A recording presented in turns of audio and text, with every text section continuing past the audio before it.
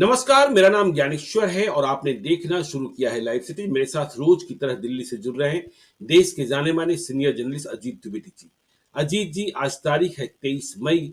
छठे चरण के चुनाव का चुनाव प्रचार आज थम गया शाम के 5 बजे और छठा चरण बहुत ही महत्वपूर्ण है। और अब हम यह भी कह सकते हैं कि देश का मूड स्पष्ट होता दिख रहा है। छठे चरण से स्थितियां और स्पष्ट हो जाएंगी। प्रधानमंत्री नरेंद्र मोदी और केंद्रीय गृह मंत्री अमित शाह भले ही दावा कर रहे हैं कि उन्हें बहुमत मिल चुका है, लेकिन बिहार में हर सीट पर लड़ाई है। मैं ये नहीं कह रहा कि कौन जीतेगा कौन हारेगा, लेकिन ये तय है कि 2019 की तुलना में अधिक मजबूत लड़ाई है। जहां जीती हुई सीट है बीजेपी की, जेडीयू की, यदि वह फिर से जीतते हैं तब भी अंतर कम होगा। क्योंकि हमने पहले से ही कहा, आप भी सहमत रहे, कि 2024 के चुनाव में प्रधानमंत्री मोदी को जिताने के लिए अंधभक्ति नहीं दिखाई पड़ी और हराने के लिए भी संकल्प नहीं दिखाई पड़ा। और अब तो देखिए, प्रशांत किशोर भी खुले तौर पर बैटिंग कर रहे हैं, दावा कर रहे हैं। क्योंकि जो बात कही गई थी पहली बार कि इस बार 400 पार, तो 400 पार तो संभव होता दिखा नहीं। लेकिन छठे चक्र के पहले प्रशांत किशोर आ गए हैं मैदान में, जो कह रहे हैं कि नहीं, बीजेपी की सरकार ही बनने जा रही है, 300 तो पार हो ही जाएगा। मतलब 303 से आगे जा सकते हैं ये। तो छठा चरण, जहां आज चुनाव प्रचार समाप्त हुआ है, एक एक लोकसभा की स्थिति हम बताएंगे। वाल्मीकि नगर, वैशाली, गोपालगंज, महाराजगंज, सिवान, पश्चिमी चंपारण, पूर्वी चंपारण और शिवहर, ये 8 लोकसभा क्षेत्र हैं। इसके बाद 1 जून को बाकी 8 लोकसभा क्षेत्रों में चुनाव बच जाएंगे। पटना साहिब, पाटलिपुत्रा, नालंदा, आरा, बक्सर, काराकाट, जहानाबाद, सासाराम। तो हम लोकसभा के बारे में जानकारी दें, किस लोकसभा क्षेत्र में चुनाव प्रचार खत्म होने के समय क्या दृश्य रहा और अगले 36 घंटे में क्या मूड बदलेगा। इसके पहले एक आपकी टिप्पणी की, जो चुनाव का माहौल है क्या कह रहा है। देखिए, एक ओवरव्यू अगर हम लोग देखें, जो 8 सीटें हैं, अब चुनाव क्या है ज्ञानेश्वर जी, ऐसे क्षेत्र में आ गया है जो ट्रेडिशनली बीजेपी का बहुत स्ट्रांग होल्ड रहा है, जिस इलाके में शुरू से बहुत मजबूत आधार जिस इलाके में रहा है बीजेपी और जेडीयू का, एनडीए का। अब चुनाव उस इलाके में चला गया है। पूरे देश का चुनाव, आप ये भी कह सकते हैं कि पूरे देश का चुनाव। अब दक्षिण तो पहले ही समाप्त हो गया था चुनाव का, पश्चिम भी हो गया, राजस्थान गुजरात पहले हो गए थे, महाराष्ट्र के बचे हुए सीटों पर 5वें चरण में हो गया। अब समूचा चुनाव क्या है, उत्तर भारत में है। और उत्तर भारत में भी उत्तर प्रदेश के पूर्वी हिस्से में, बिहार के उत्तरी हिस्से में, और उसके अलावा दिल्ली, हरियाणा, हिमाचल प्रदेश, इस तरह से पंजाब, ये एकदम उत्तर भारत के जो राज्य हैं वहां चुनाव है। पूर्वी उत्तर प्रदेश और उत्तरी बिहार हमेशा बहुत मजबूत गढ़ रहा है भारतीय जनता पार्टी का, जिसकी अभी 4 सीटों पर अभी एकदम उत्तर में है, जो वाल्मीकि नगर, पश्चिमी चंपारण, पूर्वी चंपारण और शिवहर। एकदम ये नेपाल के सीमा से लगता हुआ इलाका है, नेपाल की तराई का, मतलब हिमालय की तराई का इलाका है। और उसके बाद एक वैशाली का इलाका, और फिर 3 हम लोग की तरफ से, या जो आप उस दिन कह रहे थे कि बिहार के नक्शे में जो पश्चिम का हिस्सा है, वहां 3 हिस्से है। तो ये मजबूत इलाका रहा है बीजेपी का। लेकिन जैसा आपने कहा, एकदम हर सीट पर लड़ाई हो रही है, हर सीट पर। इसमें ऐसे कहने को एक सीट है जहां त्रिकोणात्मक लड़ाई है, सिवान में त्रिकोणात्मक लड़ाई है, और बाकी 7 सीटों पर आमने सामने की लड़ाई है। जहां आमने सामने की लड़ाई है वहां भी लड़ाई आसान नहीं है। और पूर्वी उत्तर प्रदेश में भी जहां 14 सीटों पर चुनाव हो रहा है, वहां भी लड़ाई आसान नहीं है, एक एक सीट पर लड़ाई हो रही है। और आप समझिए कि एकदम एक तासीर है पूर्वी उत्तर प्रदेश की जो सीटें हैं, और आपका जो बिहार का, हम लोग जो सिवान और गोपालगंज और महाराजगंज, ये साफ लगती हुई सीमा है, उसी इलाके में अब चुनाव आ गया है। उत्तर प्रदेश में भी एक जैसी तासीर है इन सीटों की, और हर सीट पर लड़ाई है।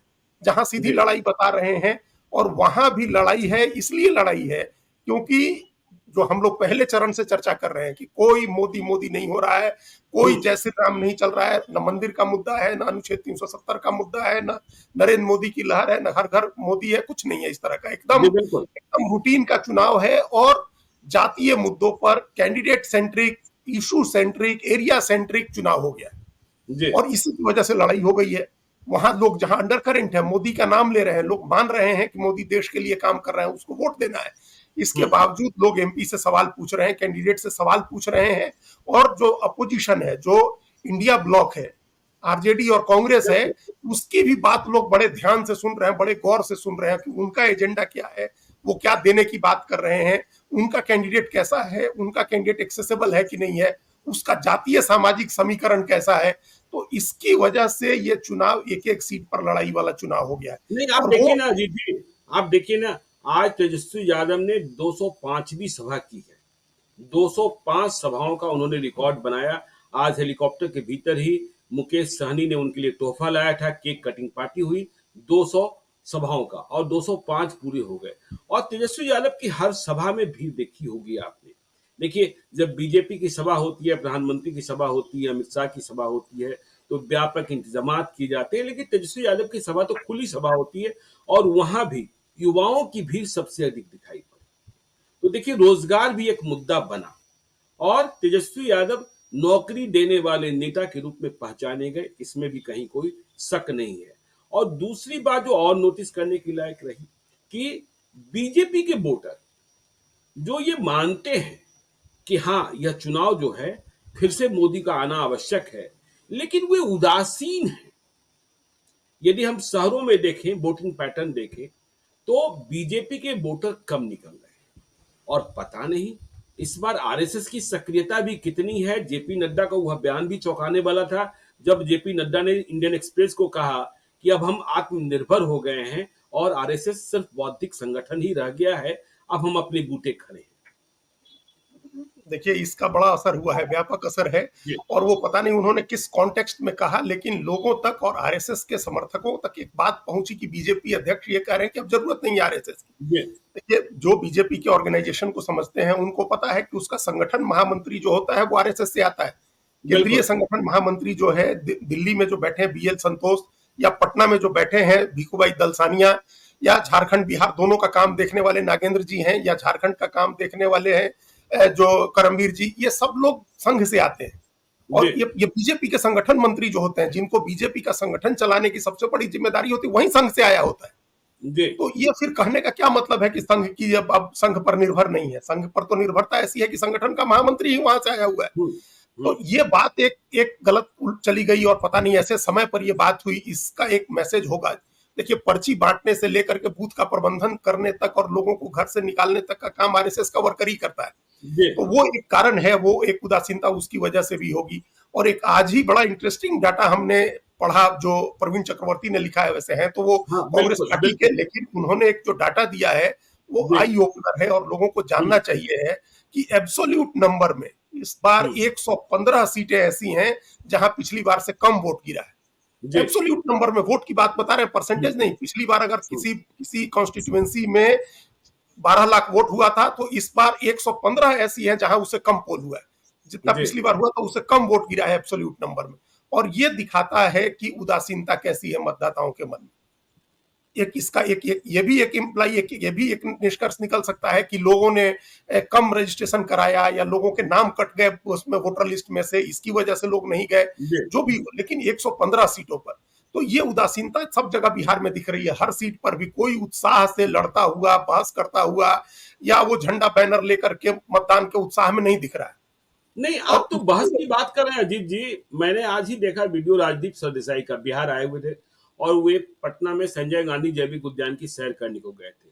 वहां उन्होंने लोगों से बातचीत की। हमने उनमें जाने पहचाने ऐसे कई चेहरे देखे जो मोदी से सवाल पूछ रहे थे और मोदी के काम पर अंगुली उठा रहे थे।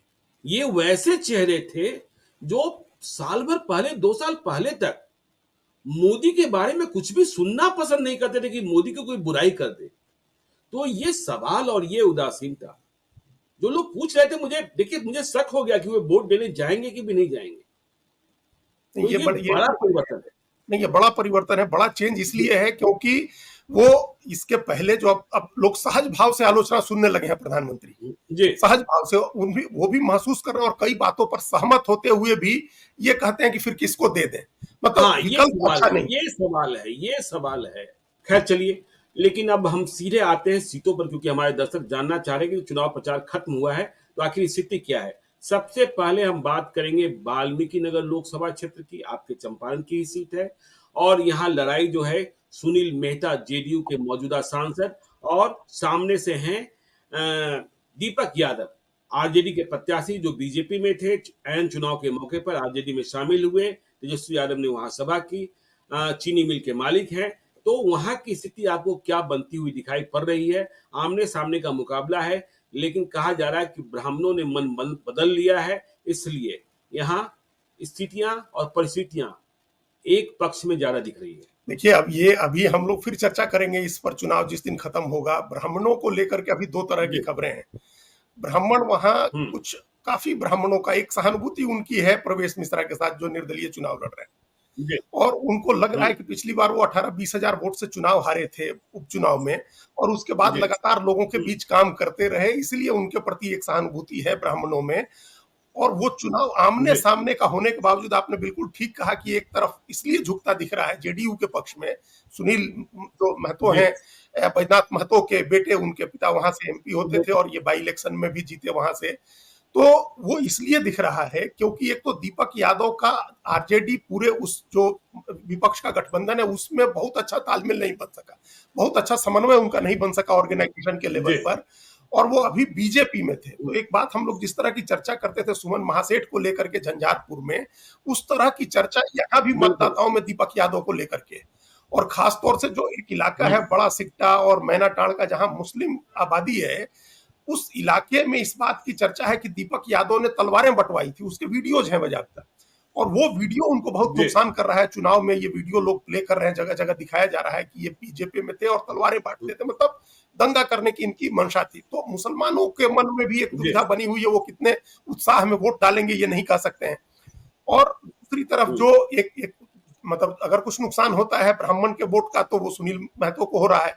तो ये मिलाकर के दोनों तरफ जी। इससे बिल्कुल। कुछ बैलेंस होना चाहिए, लेकिन बाकी वोट जो है वो जी। बहुत बड़ा वोट, एक जेडीयू बीजेपी का जो कोर वोट है वो उनके साथ है वहां वाल्मीकि नगर के इलाके में। हम्म। अब ये देखना है कि जो मुस्लिम का वोट है वो कितना उदासीन होता है, ब्राह्मण का वोट प्रवेश मिश्रा को जाता है या नहीं जाता है, उसके हिसाब से फिर चीजें जी। तय होंगी। अभी तक के चुनाव में नए कैंडिडेट होने की वजह से, दीपक यादव का बहुत कनेक्ट नहीं होने से, संगठन आरजेडी कांग्रेस और उसके साथ तालमेल नहीं होने की वजह से वो थोड़े कमजोर और पीछे दिख रहे हैं अभी।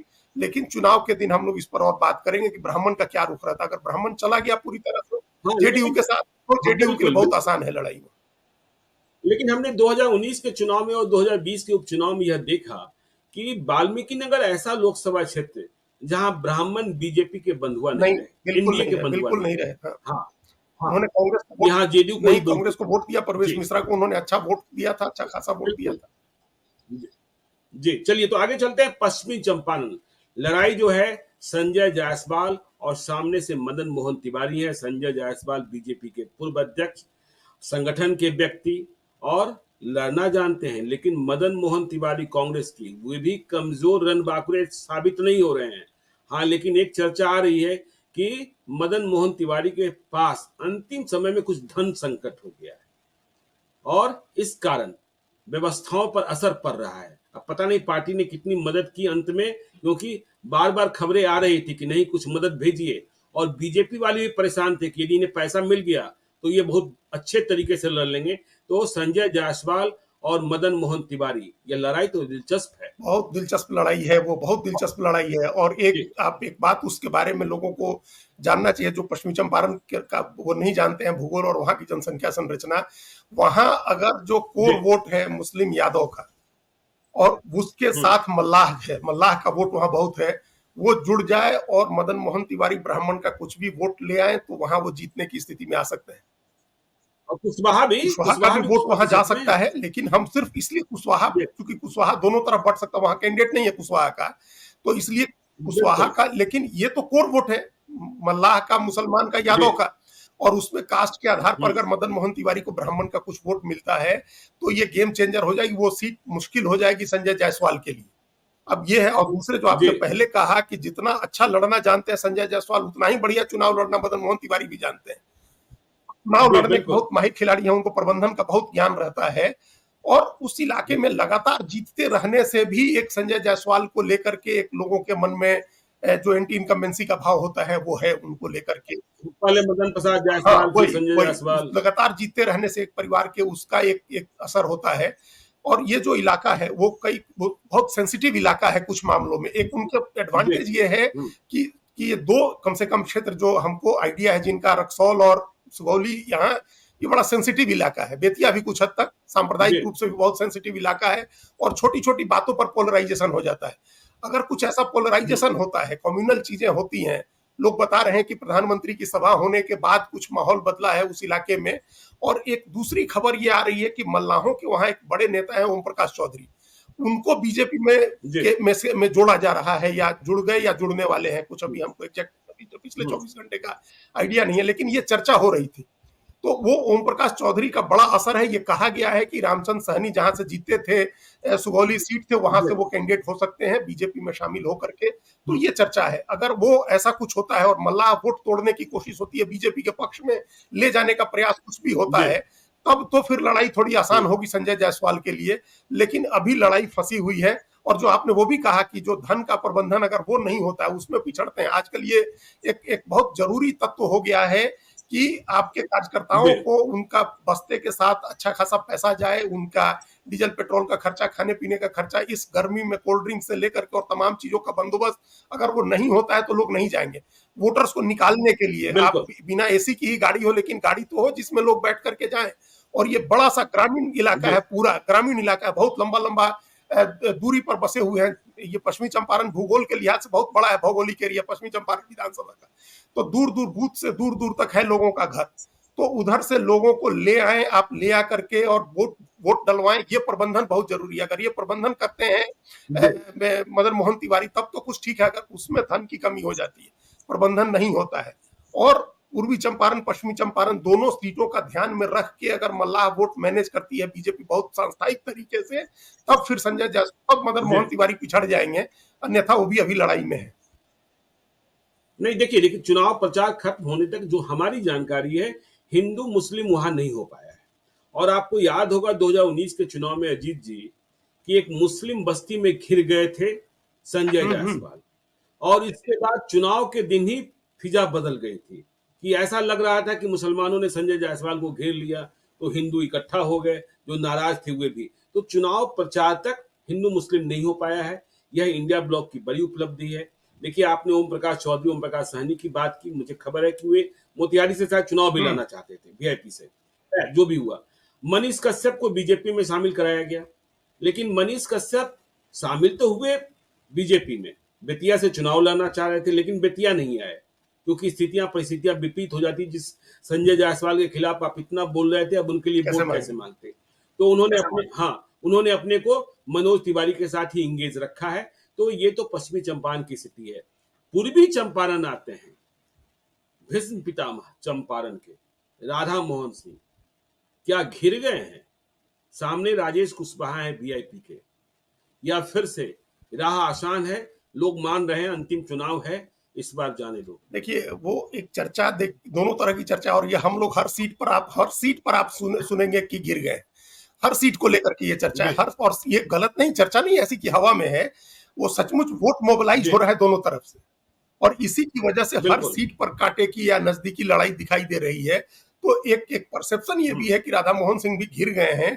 और उस परसेप्शन का कारण ये है, जो अलग अलग तरह के आंकड़े दिए जा रहे हैं, जैसे 3-3.5 लाख मल्लाह और नुनिया है। अब ये कह के कि मल्लाह और नुनिया जुड़ गया यादव मुसलमान के साथ और कुशवाहा उसके साथ आ गया, तो कैसे हारेगा? कि इतना वोट होता है और ये 7-8 लाख वोट जोड़ दिया जा रहा है, 9 लाख वोट जोड़ लिया जा रहा है। तो इस आधार पर एक परसेप्शन क्रिएट किया जा रहा है कि राधा मोहन सिंह घिर गए हैं। पिछली बार का वोट का अंतर दिया जा रहा है कि 2,20,22 हजार वोट से, मान लीजिए अगर 2 लाख से कुछ ज्यादा वोट से जीते राधा मोहन सिंह, तो उसमें से तो ये मान एक सिंपल सा जोड़ लिया जा रहा है कि मल्लाह निकल गया, कुशवाहा निकल गया, फिर राधा मोहन सिंह कैसे जीतेंगे? तो वो उस तरह के भी गणित में अगर सोचेंगे, तो अगर मल्लाह और कुशवाहा, पिछली बार भी कुछ ना कुछ वोट गया हुआ था, जो आरएलएसपी के कैंडिडेट थे, कुशवाहा का तो एटलीस्ट वोट गया ही था, क्योंकि आकाश सिंह पिछली बार वहां से राष्ट्रीय लोक समता पार्टी के कैंडिडेट थे, जो उपेंद्र कुशवाहा की पार्टी थी। कुशवाहा वोट उनके साथ गया ही था। वो तो पिछली बार भी राधा मोहन सिंह को कम ही मिला था। इस बार राधा मोहन सिंह का एडवांटेज ये हो गया आकाश सिंह के और अखिलेश सिंह के वहां से हटने से, कि भूमिहार वोट इन मास चला गया बीजेपी के साथ, जो वहां का सबसे इंपॉर्टेंट वोट जो समूह है, जो सबसे इंपॉर्टेंट इसलिए क्योंकि नंबर्स भी बड़े हैं और दूसरे उनकी वहां जो इन्फ्लुएंस करने की कैपेसिटी भी बड़ी है। तो वो वोट जो राधा मोहन सिंह को नहीं मिलता था, जिसमें 20-30% से ज्यादा नहीं मिलता था, जो 20% बहुत कमिटेड वोट था बीजेपी का, वो जाता था। अब 100% भूमिहार का वोट चला गया राधा मोहन सिंह के साथ। कुशवाहा मान लीजिए पिछली जी बार भी नहीं था, तो इस बार भी नहीं होगा या थोड़ा कम होगा तो कोई बात नहीं है। और मल्लाह का वोट मैनेज करने की कोशिश हो रही है। लेकिन जो दूसरा एडवांटेज हुआ वो वैश्य का हो गया कि वैश्य नाराज थे, और अभी बिल्कुल। भी जो मेयर हैं वहां की प्रीति गुप्ता, वो घूम रही हैं आरजेडी कांग्रेस और वीआईपी अलायंस के पक्ष समर्थन में। लेकिन एक आम वैश्य के बीच में एक धारणा है कि अब अगर अपना कैंडिडेट नहीं आया तो बीजेपी को हरवाने का कोई मतलब नहीं। तो फॉरवर्ड के साथ जी वैश्य का भी एक रुझान झुकाव हो गया। और अत्यंत पिछड़ा महादलित का वोट जो हमेशा माना जाता है, और दलित का भी, पासवान का भी वोट, वो बीजेपी जेडीयू का कोर, मतलब एक फोर्टे है, एक मजबूत है। और जैसा हमने पहले कहा था, अपने इसी आपके साथ बातचीत करते हुए ज्ञानेश्वर जी, कि और नेताओं के हर गांव में लोग होते हैं, राधा मोहन सिंह का हर घर में आदमी है। तो राधा मोहन सिंह की जी जो राधा रीच मोहन। है, जो पहुंच है, जो संगठन की उनकी क्षमता है, जो चुनाव लड़ने का उनका तरीका है, जो प्रबंधन है, जो उनके पास संसाधन है, उसको डॉक्टर राजेश कुमार नहीं मैच कर पा रहे हैं।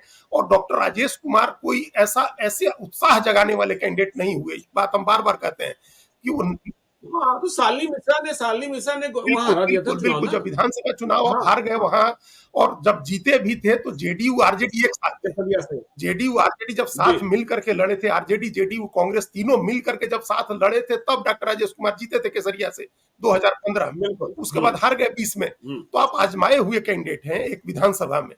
तो इसीलिए ऐसा कोई आपके एकदम ऐसा नहीं हुआ कि लोग शॉक एंड ऑ वाली जो होती है थ्योरी की, एकदम से लोग आश्चर्यचकित हो जी गए, जैसे 2004 में अखिलेश सिंह को देख के हो गए थे कि आए तो एकदम शॉक एंड ऑ हम्म। वाली बात थी। एक आए और बड़ी बड़ी गाड़ियां, फैंसी गाड़ियां, लोग आए और ऐसी हवा बनी कि चुनाव जीत गए वो।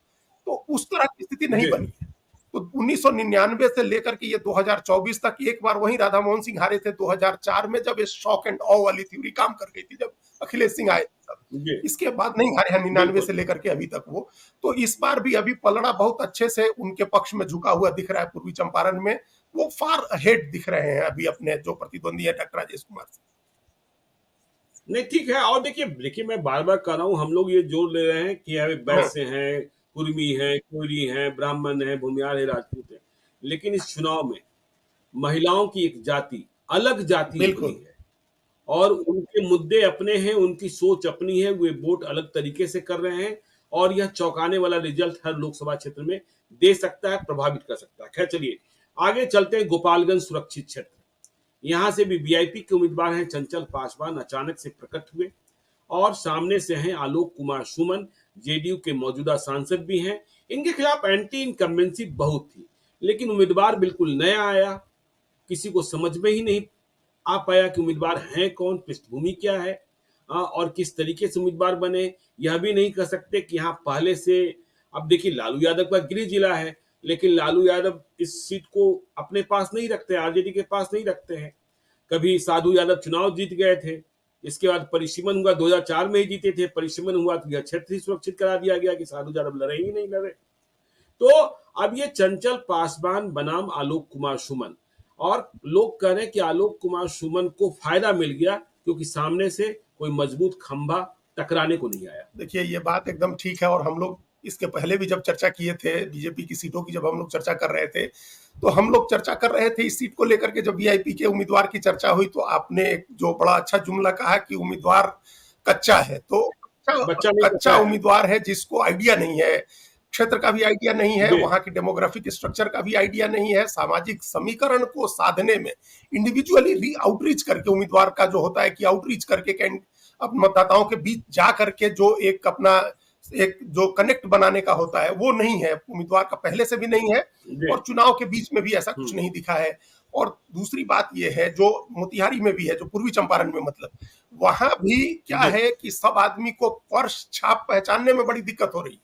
और वो संकट हम्म। गोपालगंज में भी है। लालटेन सब पहचानते हैं, तीर सब पहचानते हैं, कमल का फूल सब पहचानते हैं, हाथ पंजे का निशान भी लोग पहचानते हैं, लेकिन पर्स छाप कैसे पहचानेंगे? जो जो चुनाव, पर्स में भी लेडीज वही पर्स, लेडीज पर्स में पर्स भी जो लेडीज है वो पर्स। कैसे पहचान में आएगा?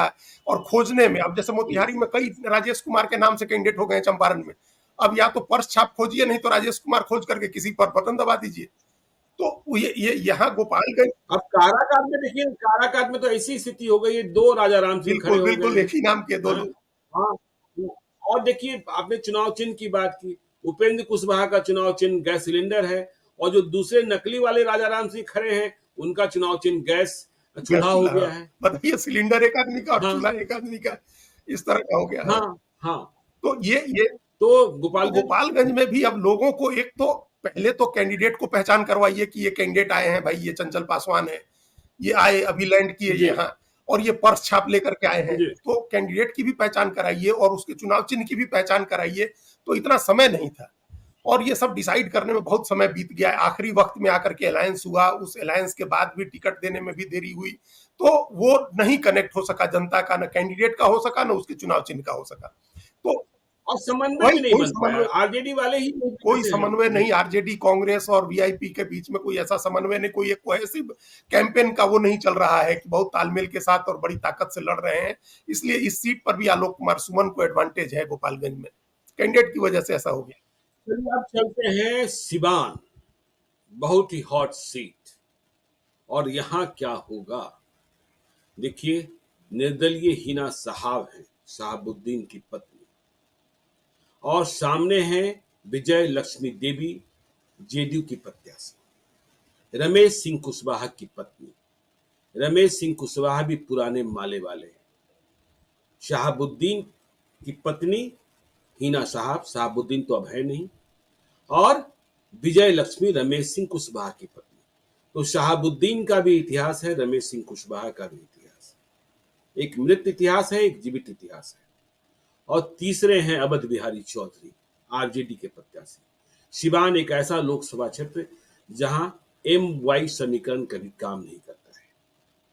और हिना साहब के साथ वो वोटर दिखाई पड़ रहा है जो 2009 में, 2014 में, 2019 में बीजेपी और जेडीयू के साथ दिखा।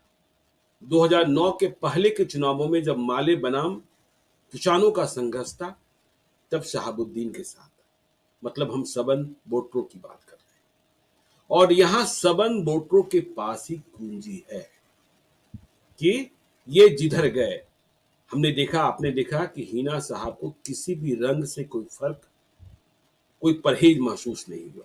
उन्होंने माता की चुनरी भी ओढ़ ली, उन्होंने नामांकन के पहले हाथी की पूजा की। ये हाथी नहीं गणेश है, ब्रह्मा विष्णु महेश है। तो यह लड़ाई बहुत दिलचस्प है और सबन जिधर जाएंगे, और हिना साहब भी मजबूती से लड़ रही हैं, विजय लक्ष्मी देवी के लिए तो पूरी पलटन ही लगी है। देखिए, ये आपने अवध बिहारी चौधरी कहा नहीं हाँ क्या होगा। एक लाइन में ये बात कही आपने, जो सबसे इंपॉर्टेंट बात है कि यहाँ सवर्ण जिसका साथ देंगे, तो सवर्ण के जी, साथ देने का तो आरजेडी को देना नहीं है, आरजेडी का साथ तो नहीं देंगे। अभी तो ये कहीं से ऐसी स्थिति नहीं दिख नहीं रही है देंगे। जहां उनका अपना कैंडिडेट नहीं है, वहां वो आरजेडी का साथ नहीं दे रहे हैं। अब वो कायदे से बीजेपी जेडीयू का साथ देना चाहिए है, लेकिन वो मुश्किल है कि उनका इतिहास जो है वो माले का इतिहास है। और ये एक एक जी, ट्रेंड हमने देखा, जो हम एक दिन और भी कह रहे थे और इस पर कई जगह से रिएक्शन भी आए। लोग अब सीपीआई एमएल को वोट नहीं देना चाहते हैं, माले को। विधानसभा में तो दिया सो दिया, लेकिन लोकसभा में माले को वोट नहीं देना चाह रहे हैं लोग। तो माले के ये जेडीयू जी, से आए हैं रमेश कुशवाहा की पत्नी, लेकिन उनका इतिहास माले वाला है। वो लग रहा है कि फिर से वो दिन जी, वापस आ सकते हैं जब यहाँ बहुत खून खराबा होता था और जमीनों पर लाल झंडे गड़ जाते थे और बड़ी हिंसा होती थी, उस तरह की चीजें। और अब शहाबुद्दीन भी नहीं है जो लड़ सके, आकर के लड़े और रक्षा करे आकर। जो हमने कहा मृत इतिहास और जीवित हाँ, इतिहास। तो वही तो उस इतिहास की वजह से तो अब रमेश सिंह कुशवाहा के साथ जेडीयू बीजेपी का जो कोर वोटर है, खासतौर से बीजेपी का जो कोर वोटर है, उसको जाने में हिचक है। वो नहीं जाना चाह जी, रहा है उनके साथ। अब जो जेडीयू का वोट है कोर, मान लीजिए उसमें कोयरी कुर्मी हो गए, कुछ अत्यंत पिछड़ी जातियों के लोग हो गए, वो हो सकता है जाएंगे, उनके हो सकता है क्या जाएंगे ही। लेकिन जो बीजेपी का कोर वोट है, जी, जिसमें वैश्य है, फॉरवर्ड है, वो घबरा रहे हैं, वो हिचक रहे हैं उनके साथ जाने में। तो वो अलायंस का साथ छोड़ करके, और इसी वजह से आमने सामने की लड़ाई हो गई है हिना साहब और विजय लक्ष्मी देवी की, और तीसरे जी, स्थान पर चले गए हैं अवध बिहारी चौधरी। तो अब इस चक्कर में सिर्फ यादव वोट की राजनीति कर रहे हैं, सिर्फ यादव वोट पर उनकी पॉलिटिक्स है। तो अगर यहाँ इस तरह का सवर्ण अगर निकलता है, उदासीन होकर के घर में बैठ जाए, जी, वोट न दे, तब तो हो सकता है कि जेडीयू को कुछ फायदा हो। लेकिन अगर वो निकल के जाता है वोट देने, तो बिल्कुल। उसका फायदा हिना साहब को होगा। फिर ओनली बैलेंस है, फिर हम लोग मतदान के दिन इस पर और चर्चा करेंगे, वोटिंग का ट्रेंड देख करके कि निकलते हैं कि नहीं। हाँ, फॉरवर्ड गांव है, वहां से लोग बिल्कुल। वोट करने निकलते हैं कि नहीं। क्योंकि देखिए हमने इस कार्यक्रम के पहले सिवान में लोगों से बातचीत की तो लोगों ने कहा कि देखिए 36 घंटे का वक्त है, आज रात हम लोग बैठकर फैसला करेंगे कि किधर चलना है, हाँ किधर रहना है, किसे जिताना है, किसे हराना है। और जो बात हमने कही, नृत्य इतिहास और जीवित इतिहास, उनमें से ही किसी ने कहा था ठीक यह बात शब्द है, हाँ। कि हाँ कि हमें डेथ हिस्ट्री के साथ चलना है कि लाइफ हिस्ट्री के साथ चलना है, लाइव स्टिक। तो चलिए अब चलते हैं महाराजगंज। महाराजगंज लोकसभा क्षेत्र, जनार्दन सिंह सिग्रीवाल और सामने से बिहार प्रदेश कांग्रेस कमेटी के अध्यक्ष आकाश कुमार सिंह। और देखिए महाराजगंज के बारे में हम यह कहें कि सारण चुनाव में जो भी हुआ, छपरा के चुनाव में, चुनाव के दिन की हिंसा, चुनाव के बाद के दिन की हिंसा, गोलीबारी, मौत, इसका सबसे अधिक प्रभाव कहीं देखने को मिल सकता है तो वो महाराजगंज में मिलेगा, क्योंकि महाराजगंज लोकसभा क्षेत्र के अधिकांश हिस्से तो छपरा में ही हैं। और यहां हमने सुना है कि जैसे ही छपरा की खबर पहुंची है, यादव पूरे तौर पर गोलबंद हो गए, बदला लेना है। लेकिन जनार्दन सिंह सिग्रीवाल, उनके साथ सच्चिदानंद राय भी आ गए, उनके साथ रणधीर सिंह भी आ गए, उनके साथ विजय शंकर दुबे के बेटे सत्यम दुबे भी आ गए। लेकिन उधर आकाश सिंह के साथ उमाशंकर सिंह के बेटे जितेंद्र स्वामी भी आ गए। अखिलेश प्रसाद सिंह स्वयं प्रबंधन में जाने जाते हैं। और यहां आरजेडी के टिकट पर प्रभुनाथ सिंह भी चुनाव जीते हैं। यहां भूमियार भी सांसद हुए हैं, राजपूत अधिक बार हुए हैं। तो जब जादव, मुसलमान, मल्लाह गोलबंद हुए हैं, जनार्दन सिंह सिग्रीवाल की जमीनी पकड़ है। लेकिन यदि भूमियार गोलबंद हो जाते हैं जादवों के साथ, तो यहाँ की लड़ाई भी भीषण हो सकती है। नहीं है, भूमियार किस जी है ज्ञानेश्वर जी, ये लड़ाई बहुत अच्छी लड़ाई है और बहुत जिस योजना के साथ, जिस जिस रणनीति के साथ ये इस तरह का फैसला हुआ था कि सारण से रोहिणी आचार्य लड़ेंगी और लालू यादव की एकदम रणनीति के तहत कि महाराजगंज से कोई भूमिहार लड़े, वो रणनीति काम करती दिख रही है। ये हम लोगों ने छपरा सारण सीट पर भी चर्चा की थी और ये खबर है चुनाव के बाद के जो अगले 2 दिन 3 दिन में जो खबर आई है, वो खबर ये है कि सारण में भूमिहारों का एटलीस्ट 50% वोट गया है आरजेडी के साथ। तो ये हो सकता है थोड़ा बहुत कम हो, ज्यादा हो, कोई एक्सेजरेट करके बता रहा हो, लेकिन ये खबर है कि भूमिहार वहां वोट दिया है लालटेन छाप पर।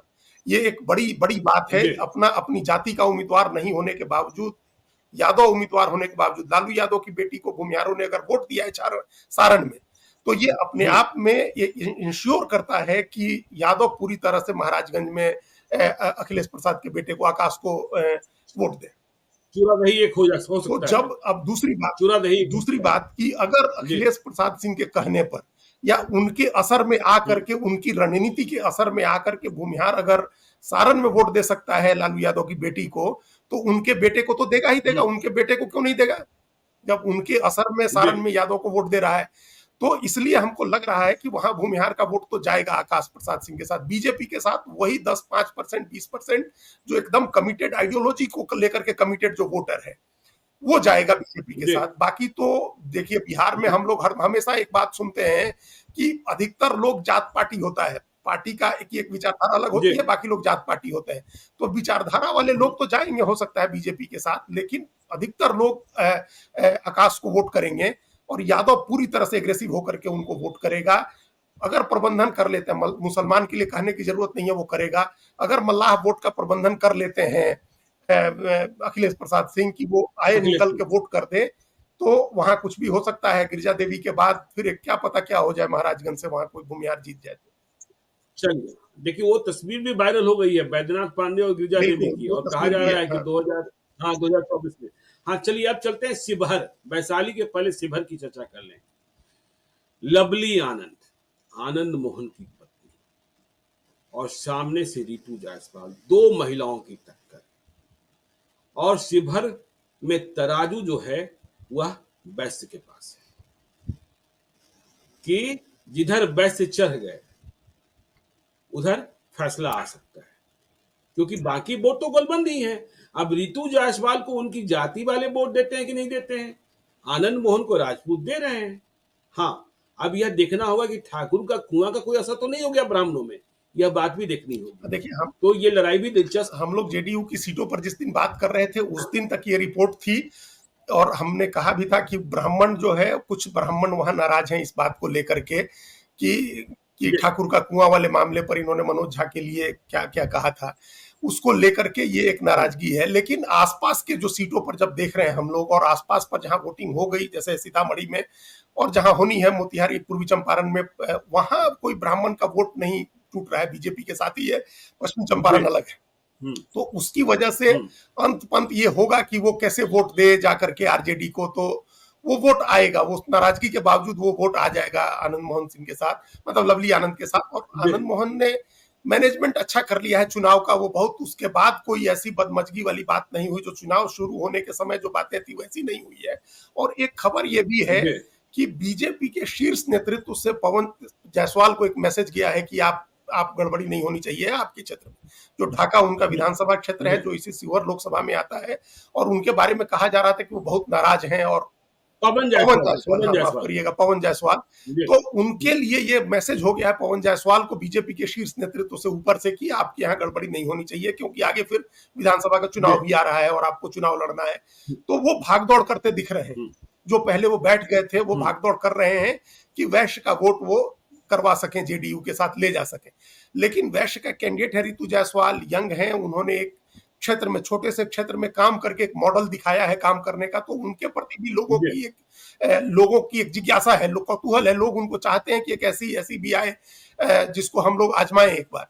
तो वैश्य का वोट थोड़ा जी हमको पहले की तरह नहीं दिख रहा है कि एकजुट होकर के जाएगा ऋतु जायसवाल को, वो वोट कुछ टूटेगा, बीजेपी की तरफ जाएगा, हम्म, और बीजेपी जेडीयू का, मतलब जेडीयू की तरफ जाएगा, और बीजेपी जेडीयू का जो कोर वोट है वो कंसोलिडेट हो रहा है धीरे धीरे। तो पहले जिस तरह की स्थिति जी थोड़ी वल्नरेबल दिख रही थी लवली आनंद की, अब उसके मुकाबले थोड़ी कंसोलिडेट हुई है, थोड़ी मजबूत हुई है स्थिति। लेकिन अभी भी हम लोग प्रेडिक्ट करने की स्थिति में नहीं है, इस पर हम लोग फिर चुनाव के दिन ही कुछ और चलिए हमने देखिए चुनाव हो जाने दीजिए अंतिम सीट चलते हैं वैशाली गणतंत्र की जननी और वैशाली एक ऐसी सीट जहां लड़ाई पूछिए मत लड़ाई है बीना देवी की बीना देवी की पहचान दिनेश प्रसाद सिंह की पत्नी है रघुवंश प्रसाद सिंह ब्रह्म बाबा को चुनाव हरा दिया दिनेश प्रसाद सिंह को लीडर ऑफ ऑल पार्टी कहा जाता है और प्रबंधन के मास्टर लेकिन उनके सामने मुन्ना शुक्ला बाहुबली दबंग उतारा गया और समीकरण पूरा बदल दिया गया एक ऐसा लोकसभा क्षेत्र जहां तेजस्वी यादव को भी अपनी बानी नियंत्रित करनी पड़ी जब मुंगेर गए थे तो तेजस्वी यादव कह रहे थे पिछड़ा अति पिछड़ा दलित महादलित सब इकट्ठा हो जाओ यह बात तेजस्वी यादव यहां नहीं कर सकते जब वैशाली में तब तो बात ही बिगड़ जाती तो यहां लड़ाई राजपूत बनाम भूमिहार और यहां मल्लाहों की भूमिका वैसे हमने देखा मुजफ्फरपुर में भूमिहारों ने मत दे दिया बीजेपी लेकिन यहां तो स्वयं मुन्ना शुक्ला भूमिहार लड़ रहे हैं और दिनेश सिंह प्रबंधन के मामले में बहुत ही कारगर माने जाते हैं पंचायत वाला चुनाव जीते हैं इसलिए हर जगह और धन के मामले में भी किसी से भी बहुत आगे समझे जाते हैं तो ये लड़ाई भी दिलचस्प है पता नहीं क्या होने जा रहा है देखिए। अब वहाँ कुछ भी अनुमान कर पाए वहाँ की एक तस्वीर हमको अभी ध्यान आ रही, जो आपने कहा तेजस्वी यादव का, तो उनका एक वीडियो आया जिसमें वो अपने दाहिने तरफ हाथ दिखा रहे हैं पकड़ के कि ये शिवचंद्र राम है जो हाजीपुर से लड़ रहे हैं, जी और फिर उन्होंने इधर से मुन्ना शुक्ला का हाथ पकड़ के कहा कि ये मुन्ना शुक्ला है और हम ए टू जेड की पार्टी है, इनको भी हमने टिकट दिया हुआ है। तो मुन्ना शुक्ला की जी सारी लड़ाई जो है ज्ञानेश्वर जी, वो भूमिहार की लड़ाई नहीं है, भूमिहार तो उनको वोट दे देगा, पूरी तरह से वोट दे देगा। यहाँ भी जिस तरह से आकाश को वोट देगा महाराजगंज में, वैसे ही यहाँ मुन्ना शुक्ला को दे देगा। 10% आप मान लीजिए कि जो आइडियोलॉजी का वोटर है, जो बीजेपी जी को ही देता है, जो आइडियोलॉजी के तहत आरजेडी और कांग्रेस को नहीं दे सकता है, वो देगा। लेकिन 80-90% भूमिहार का वोट तो ले ही जाएंगे। उनकी लड़ाई इस पर डिपेंड जी करती है कि जो गठबंधन के समीकरण का वोट है वो उनको मिलता है कि नहीं मिलता है, यादव उनको जी वोट करता है कि नहीं, मल्लाह उनको वोट करता है कि नहीं। तो उनकी महादलित करता है महादलित करता है कि नहीं, जो उन्होंने एक बयान दिया था उसकी एक कसक होगी, हो सकता है लोगों के जी मन में, उन्होंने उसके बाद उसकी बहुत सफाई दी। लेकिन जो कोर वोट है उसमें हमको है कि मल्लाह और यादव का वोट देखना होगा, अगर ये वोट उनकी तरफ जाएगा, जी अगर यादव मल्लाह हम्म उनको मिल गया, मुसलमान के वोट की कहने की बात नहीं है, वो तो जो भी जेडीयू बीजेपी को हार गया, कुशवाहा भी कुछ मिल गया तो अगर वो वोट जाता है उनके साथ, वो जी वोट अगर चला जी जाता है, अलायंस का वोट उनके साथ चला जाता है, तो वो इस बार तख्ता पलट करने की स्थिति में वहां होंगे। अगर अलायंस का वोट पूरी तरह से नहीं जाता है, मल्लाह अगर मुजफ्फरपुर का बदला जी निकालते हैं वहां की कि वहां बीजेपी को ही दिया उन लोगों ने, तो सब आदमी जब अपनी आइडियोलॉजी देख के दे रहा है तो हम कैसे करें। अगर कुछ उस तरह की बात होती है वहां, हालांकि दोनों मल्लाह ही थे मुजफ्फरपुर में, तो इसको दें उसको दें, घी तो दाल में ही गिरी है। लेकिन फिर बिल्कुल भी अगर कुछ एक वहां का मैसेज होता है यहाँ, और वो वोट टूटता है और यादव किसी वजह से नहीं देते हैं वोट, हालांकि अब वो जो सारण की घटना के बाद तो लग रहा है कि उनको देना चाहिए है, तो वो उस लड़ाई में, चूंकि सारण की घटना के बाद यादव अब ज्यादा पोलराइज हो रहे हैं और राजपूत के खिलाफ उनमें जी गुस्सा है, वो दिख रहा है।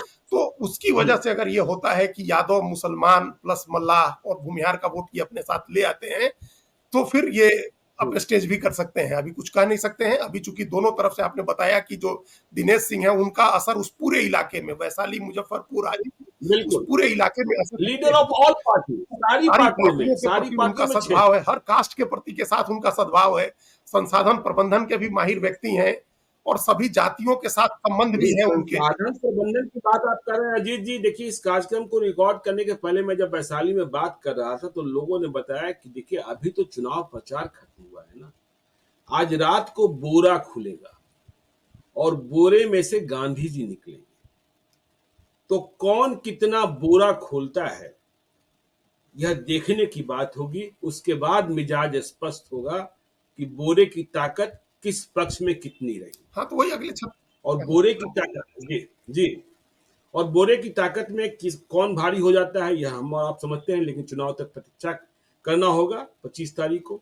तो देखिए, हमने बताने की कोशिश की आज जहां चुनाव प्रचार खत्म हुए हैं, वाल्मीकि नगर, वैशाली, गोपालगंज, महाराजगंज, सिवान, पश्चिमी चंपारण, पूर्वी चंपारण, शिवहर, और आपने समझा। कल भी हम लोग चर्चा करेंगे, क्योंकि आज की रात वोटर फैसला करेंगे कि हमें आखिर में वोट किसे देना है। तो आप देखते रहिए लाइव सिटीज को। यदि अब तक आपने हमारे यूट्यूब चैनल लाइव सिटीज को सब्सक्राइब नहीं किया है तो जरूर कर लीजिएगा, और यदि इस वीडियो को आप फेसबुक पेज के माध्यम से पेज को लाइक कीजिएगा, ट्विटर पर भी हमें फॉलो कीजिए। धन्यवाद।